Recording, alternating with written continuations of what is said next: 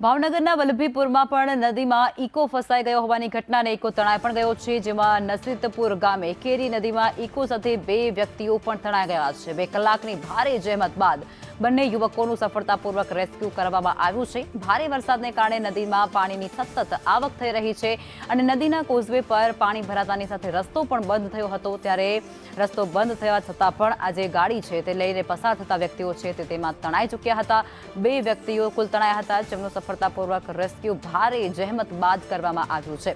ભાવનગરના વલ્લભીપુરની આ ઘટના છે। વલ્લભીપુર તાલુકાના નસીતપર ગામ પાસે કેરી નદી 2 કાંઠે વહેતી થઈ છે અને આ નદીમાં ઇકો કાર તણાઈ ગઈ હતી, જેમાં કારમાં સવાર 2 લોકોને સફળતાપૂર્વક બચાવી લેવામાં આવ્યા છે। ગામના જે લોકો છે તેમના દ્વારા જ રેસ્ક્યુ કરાયું છે। જયદીપ અમારી સાથે જોડાઈ ચૂક્યા છે। જયદીપ, ઇકો ફસાયો તેમાં 2 જે ઇકો સવાર હતા તેમને અત્યારે બચાવી લેવામાં આવ્યું છે, હાલ શું સ્થિતિ?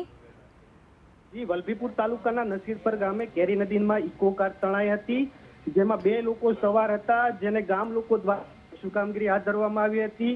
સતત 2 કલાકની જહેમત બાદ ગામ લોકો દ્વારા જેસીબીની મારફતે કાર અને લોકોનું છે તે રેસ્ક્યુ કરવામાં આવ્યું હતું। હાલ પરિસ્થિતિ છે તે હાલ નોર્મલ જોવા મળી હતી। જી, આભાર।